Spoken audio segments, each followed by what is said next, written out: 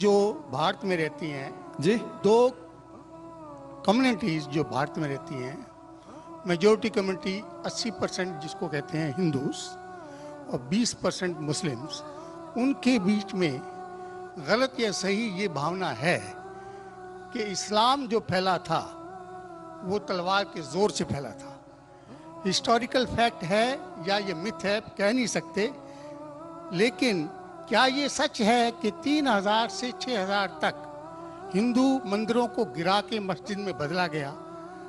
क्या ये सच है कि स्पेशली औरंगज़ेब के वक्त में हज़ारों लाखों हिंदुओं को ज़बरदस्ती उनके जनेऊ काट के उनको मजबूर किया गया कि वो मुसलमान बने?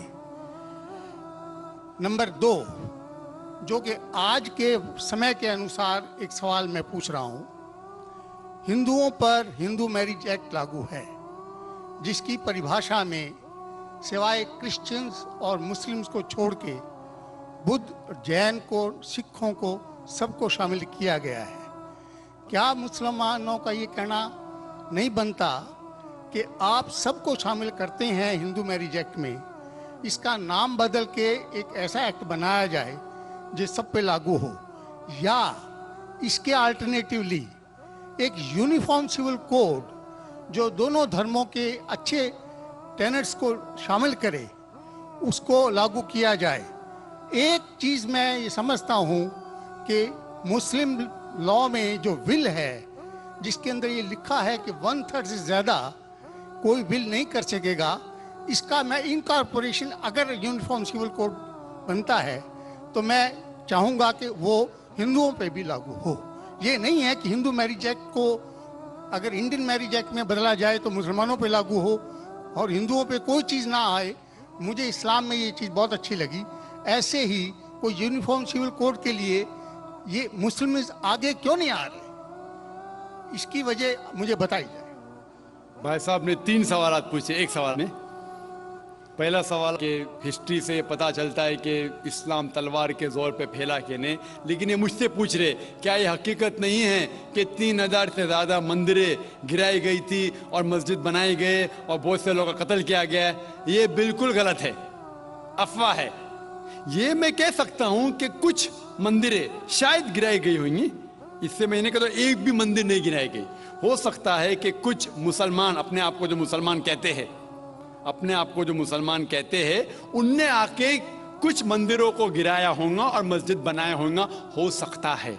लेकिन ये कहना कि 3000 से 6000 मंदिर गिराए गए, ये बिल्कुल अफवाह है, बिल्कुल गलत है, बेबुनियाद है, बिल्कुल बेबुनियाद है। कुछ मुसलमान राजाओं ने गलत काम किए होंगे, उससे आप इस्लाम को दोषी नहीं ठहरा सकते। अगर हिटलर ने 60 लाख यहूदी को जिंदा जलाया तो मैं कह सकता हूं कि क्रिश्चियनिटी खराब है? बिल्कुल बेबुनियाद है, वो हिटलर ने किया, बाइबल में तो ही लिखा है कि जलाना चाहिए। इसी तरीके से ये खाली अफवाह है। कुछ मंदिरों को शायद गिराया गया होगा, मैं ये नहीं कहता कि नहीं गिराया गया, लेकिन उसको छोटी चीज को लेके उछाला जाता है मीडिया में और किताबें लिखी जाती है। आप देखो टीपू सुल्तान के खिलाफ आ गए। आज भी आप जाएंगे मैसूर के अंदर, उसके आजू बाजू आप देखेंगे तो टीपू सुल्तान के जो आंगन के अंदर है उसके अंदर मंदिर है। अगर आप ये कहते सच है कि 3000 से 6000 मंदिर को गिराया गया था, तो आप कैसा जिंदा बचे? आप कह रहे थे कि हजारों लोगों को कत्ल किया गया, आप कैसा जिंदा बचे? आप जिंदा बचे ये शहादत दे रहा है कि मुसलमान तलवार के जोर पे नहीं फैला। अगर ये सच होता था, आपने कहा हजारों लोग का कत्ल किया, कुछ लोग का शायद कत्ल किया गया। देखो, हर मजहब में there are black sheeps in every community. कुछ लोग हर मजहब में खराब निकलते हैं, वो मजहब की गलती नहीं, वो मजहब के मानने वाले की। क्रिश्चियन में आपको कुछ खराब लोग मिलेंगे, मुसलमान में मिलेंगे, हिंदू में मिलेंगे। अभी आप देखेंगे हिंदुस्तान के मुसलमान कुछ लोग ड्रग में डील करते, ड्रग में धंधा करते। ड्रग तो हराम है इस्लाम में, करते तो उनको दोष देना चाहिए, इस्लाम को नहीं। इसी तरीके से आप जो कह रहे हजारों लोगों का कत्ल किया, ये बिल्कुल बेबुनियाद चीज है। कुछ लोग का शायद किया होगा, और ये ही सबूत है। मैंने मेरी तकरीर में कहा कि 80% से ज्यादा गैर मुस्लिम हिंदुस्तान में हैं। ये शहादत दे रहे हैं कि इस्लाम तलवार के जोर पे नहीं फैला। आप लोग को क्यों छोड़ा उन लोग ने? आप उनके रिश्तेदार तो नहीं थे ना, आपको क्यों छोड़ा? 800 मिलियन 80 करोड़ गैर मुस्लिम को छोड़ा क्यों उनने? क्यों छोड़ा? अगर दम ही था, हुकूमत की 1000 साल सब लोग को मुस्लिम बनाते थे। इससे यह जाहिर होता है कि इस्लाम तलवार के बलबूते पे नहीं फैला। कई लोग, कई गैर मुस्लिम इस्लाम से मुतासिर होके उन्होंने इस्लाम कबूल किया। तो यह कहना बिल्कुल गलत है। आपका दूसरा सवाल कि हमें क्या करना चाहिए? ये अलहदा लॉ नहीं होना चाहिए, सब एक ही कॉमन सिविल कोड होना चाहिए और सब मजहब की अच्छी चीजें लेके कॉमन सिविल कोड करना चाहिए। मैं आपके बिल्कुल साथ हूं। बाकी मुसलमान शायद आपके खिलाफ होंगे, मैं आपके साथ हूं। क्यों मैं साथ हूं आपके? पहला चीज, हम मुसलमान अगर दिगर मजहब के बारे में जानेंगे, कभी कॉमन सिविल कोड की बात आती, सबसे ज्यादा नारा मुसलमान गलत है। यह मुमकिन ही नहीं है, क्योंकि हिंदुस्तान में हिंदू मजहब के कितने फिरके हैं, यह मुमकिन ही नहीं है। मुसलमान तो सिर्फ 20% या 80% या 75% जो हिंदू लोग हैं, उसमें ही मुमकिन नहीं है। ये कॉमन सिविल कोड हिंदू लोग ही इसको फॉलो नहीं कर सकते। हिंदू मजहब में कितने मुख्तलिफ ग्रोह है। एक कहता है कि बेटी को जाना चाहिए, एक कहता है बेटे को जाना जायदाद, एक कहता है कि जितनी खेती है वो नहीं जा सकती बेटी को, दूसरा ग्रोह कहता है। कितने मुख्तलिफ ग्रोह है, हजारों। यह मुमकिन ही नहीं है पास होना, मुमकिन ही नहीं। मैं कहता हूं, यह अफसोस की बात है कि हम मुसलमान जानते ही नहीं, हमको आवाज करने की जरूरत ही नहीं है। ये खाली हमें छेड़ रहे हैं। क्या कर रहे? छेड़ रहे हैं और हम उकसा जाते। Point number 1। पॉइंट नंबर 2, मान लो आप लोग कबूल करते हैं कि कॉमन सिविल कोड होना चाहिए। आपने क्या कहा कि सारे धर्मों की अच्छी बात को लेना चाहिए। बिल्कुल सही। मेरा पहला सवाल, आप इस्लाम में एक चीज बताओ जो इंसानियत के खिलाफ है, तो हम निकाल देंगे उसको।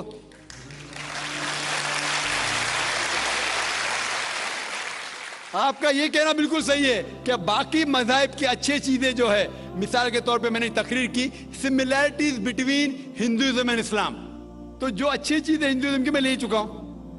Similarities between Christianity and Islam, जो अच्छी चीजें इस आयत में ले चुका हूं। मैं ये पूछना चाहता आपसे, एक चीज जो इस्लाम में खराबी है वो तो बताओ मुझे, तो उसको निकालेंगे ना।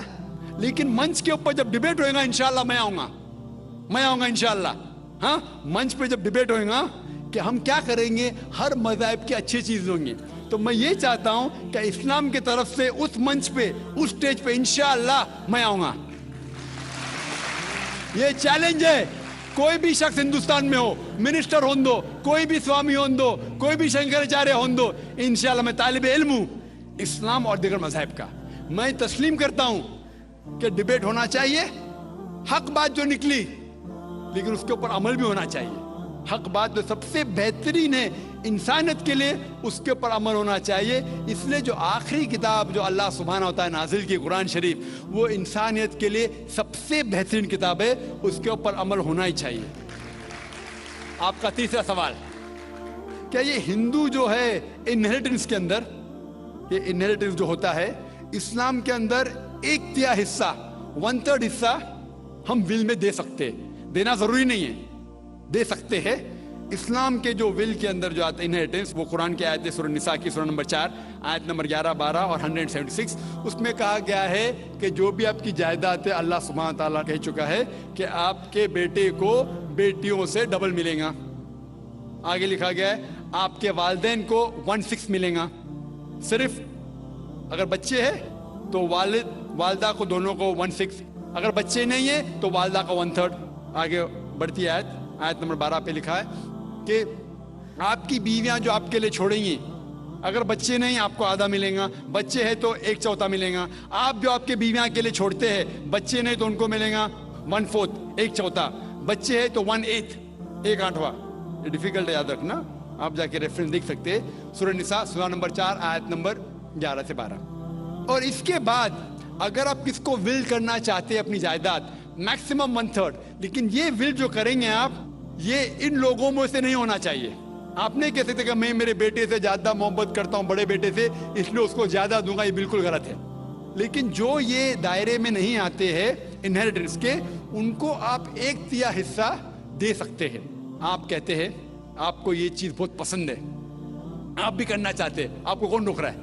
इंडियन गवर्नमेंट के हिसाब से आप अगर विल करेंगे, क्या मैं मेरा 1/3 हिस्सा देना चाहता हूं, कोई भी रोक नहीं सकता हूं, मैं भी नहीं ना मिनिस्टर भी नहीं।